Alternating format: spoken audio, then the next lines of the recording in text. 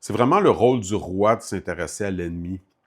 En langage ésotérique théosophique, on appelle ça le rayon 1. Mais c'est la personne qui, dans une société, s'assure d'une sorte de protection contre les barbares, d'un mur extérieur, d'une bulle protectrice, peu importe comment on veut l'exprimer, contre l'ennemi. Mais qui est l'ennemi?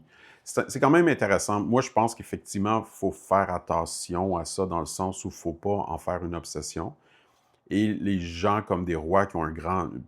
Je prends l'exemple du roi, là, historiquement, mais un bon roi, là, tu sais, qui a un grand détachement puis qui est vraiment là pour servir son peuple, ce qui va le préoccuper le plus, c'est la possibilité d'une attaque ennemie. Et donc, qui est l'ennemi, ultimement? Qui sont les forces du mal? Qu'est-ce qu'elles veulent? Première chose, je pense qu'il faut dire, c'est qu'il ne faut pas sous-estimer des choses comme leur intelligence.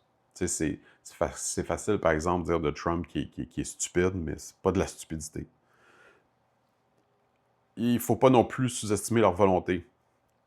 Tu sais, comme Trump, tu le regardes, tu te dis, mon Dieu, il est infatigable, tu sais, il lâche pas, il se fait attaquer de tout bord, de tout côté des procès, puis il lâche pas, tu sais, sa résilience est tout à fait là.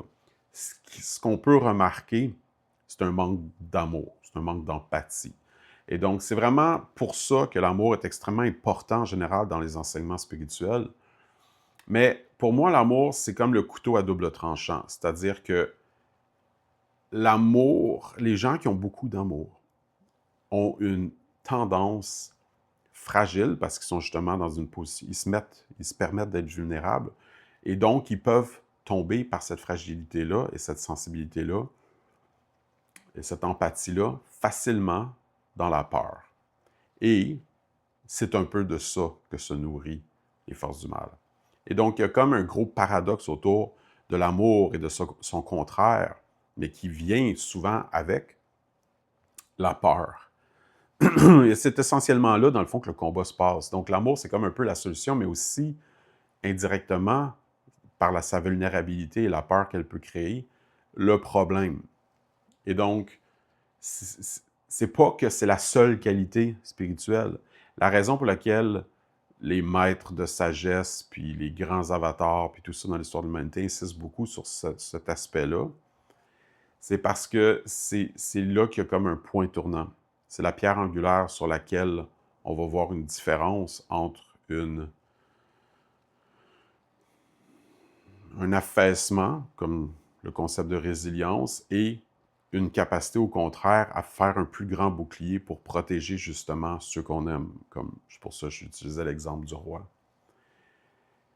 Puis plus précisément, tu sais, il y a des écrits, moi personnellement, j'adore l'Agni Yoga pour parler de l'ennemi, parce qu'ils vont vraiment dans des détails. Et donc, c'est là que ça devient très compliqué. Comme par exemple, il y a un beau passage dans l'Agni Yoga qui a été écrit essentiellement par Elena Roerik, une Russe qui a voyagé genre des Himalayas, qui dit avoir rencontré des maîtres et tout ça, et qui dit avoir écrit télépathiquement pour eux aussi à certains moments. Donc, elle a écrit elle aussi, évidemment, mais elle recevait des messages. Et au travers de ces messages-là, c'est vraiment l'espèce de notion de comment c'est un peu comme Loki chez les Vikings. C'est un trickster, c'est une personne qui a une capacité, les forces du mal ont une capacité à nous induire en erreur.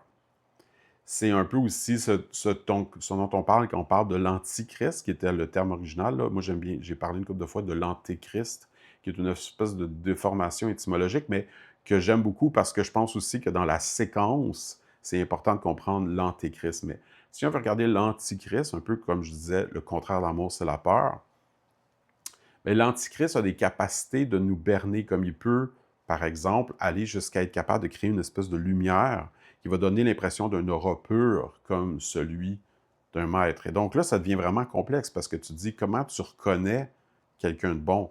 Bien, on reconnaît quelqu'un de bon un peu comme l'expression qui dit on reconnaît un arbre à ses fruits, le souligne, c'est-à-dire qu'on reconnaît quelqu'un de bon parce qu'il a de la bonté. On sent la bonté. On peut la sentir de plein de façons. Si, mettons, il y a des gens qui pensent que Trump est une très bonne personne parce qu'il est chrétien, puis il dit ci, puis il dit ça, bien, si tu regardes concrètement la façon qu'il traite, par exemple, en ce moment, sa population, mais plein d'autres choses, tu remarques Puis, tu sais, je veux pas trop aller loin dans ce paradoxe-là, parce qu'encore une fois, c'est très complexe, parce que c'est sûr que tu as le droit de te défendre, puis tu as le droit de défendre tes principes, etc. Par contre, est-ce que, justement, il n'y a pas une zone grise où ça devient dangereux, où ça devient comme, non, c'est plus de la défense, mais c'est de l'attaque, une attaque qui envenime le monde, ben c'est là que je dis, on reconnaît l'arbre à ses fruits. Donc, pour moi, c'est évident que dans le cas d'une personne comme Donald Trump et tout le mouvement MAGA, ce qu'on a, c'est pas juste un antichrist qui est fondé sur la peur et la paranoïa et tout ça, mais aussi sur l'antéchrist, dans le sens où c'est une énergie qui crée un clivage qui va faire en sorte que, ultimement, des véritables énergies christiques vont se manifester. Et là, les véritables énergies christiques, c'est pas nécessairement les woke progressistes qui encore une fois, s'auto-nomment bons. Mais c'est plus de dire, l'humanité elle-même va développer, c'est plus le centre, en fait, d'un point de vue politique, qui va développer une forme d'amour, puis qui, justement, va remarquer ce clivage-là, puis dire, wow, les deux aux extrêmes, là, parce que les deux extrêmes existent, là, j'écoutais quelque chose à Radio-Canada, puis il disait, il n'y a pas d'extrême gauche. Comme au Canada, il n'y a pas d'extrême gauche. De quoi tu parles, il n'y a pas d'extrême gauche? Les extrêmes sont partout. Et donc, c'est clair qu'il y a de l'extrême gauche au Canada, c'est clair qu'il y a de l'extrême droite. Peut-être tu as plus peur de l'extrême droite, c'est pas une raison pour dire que l'extrême gauche n'existe pas. Mais bref, l'amour, un peu comme le Bouddha le disait, se trouve au milieu, se trouve dans une espèce d'équanimité, qui est une façon essentiellement de ne réagir ni à l'un ni à l'autre. Donc, autrement dit, d'avoir de la compassion quand même pour ces extrêmes-là, tout en étant capable de voir que la solution est quelque part au centre, c'est-à-dire non seulement dans les compromis, mais aussi dans les compassions, dans l'empathie, dans la capacité de voir que chacun a des points de vue. Tu sais, si tu regardes, mettons, le conflit au Moyen-Orient, d'arrêter de juste diaboliser les Juifs ou de juste diaboliser les musulmans, mais de voir que les deux ont souffert, les deux se protègent, les deux attaquent, et que, ultimement, la paix va arriver dans une cohabitation, et surtout pas dans l'espèce d'idée qu'Israël doit arrêter d'exister comme pays parce que je ne suis pas d'accord avec le vote démocratique qui s'est fait il y a 78 ans à l'ONU. Tu sais. Donc, bref, les forces du mal se caractérisent surtout par la peur et la façon de les contrebalancer, c'est dans l'équanimité au centre qu'on pourrait appeler l'amour, l'empathie, la capacité à voir les deux côtés de la médaille et donc de ne pas tomber dans le piège du clivage. C'est pour ça que, par exemple, dans mon vidéo sur ICE, j'ai beaucoup parlé du fait que toute la réaction par rapport au meurtre de cette femme-là était pour être dans le clivage. C'est-à-dire que personne qui va dire que c'est un meurtre va parler du fait de qu'est-ce qu'elle faisait cette femme-là à essayer de bloquer. Tu sais, qu'est-ce qu'elle faisait à s'attaquer à des hommes armés avec son char? Elle s'attendait à quoi? Mais de l'autre côté, tous les gens qui vont dire non, mais c'était de la légitime défense, ne vont pas du tout parler du contexte d'envenimement de la situation, ne vont pas du tout parler de comment le policier aurait pu tirer dans le pneu au lieu de tirer d'en face, etc. Et donc, le clivage fait en sorte que tu es comme un peu aveugle à un côté un peu empathique de l'autre point de vue, et c'est essentiellement ça qui fait le mal. Le clivage à contrario de l'amour. Et donc, l'amour, paradoxalement, tu sais, comme il disait dans l'Apocalypse de Saint Jean, il dit « Je n'apporte pas la paix, mais l'épée. » C'est que l'amour va créer une forme de clivage naturellement, qui, elle, est, comme je disais, l'antéchrist, qui vient avant l'énergie christique. Parce que, dans le fond, ça crée une forme de purification émotionnelle, puis on va se ramasser un peu, voir les extrêmes, puis être capable, justement, de ramener la crête un peu au centre en balançant le tout. Et donc, qu'est-ce que sont les forces du mal? C'est des forces extrêmement intelligentes, extrêmement puissantes, mais complètement en manque d'empathie. Et comment les combattre? Par l'amour, par l'empathie. C'est tout. Et c'est pour ça que c'est important. C'est pour ça que ça revient tout le temps dans les enseignements.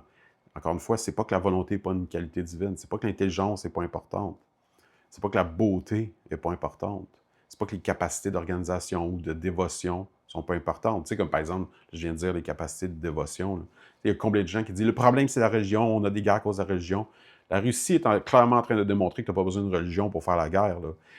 C'est beaucoup plus subtil que ça et toutes les qualités divines existent. Mais, en analyse finale, on se ramasse toujours à dire s'il n'y a pas l'amour dans l'équation, il y a une dérive. Puis ils sont là, les forces du mal, dans le manque d'amour. Et donc, Cultivons l'amour, mes frères et sœurs.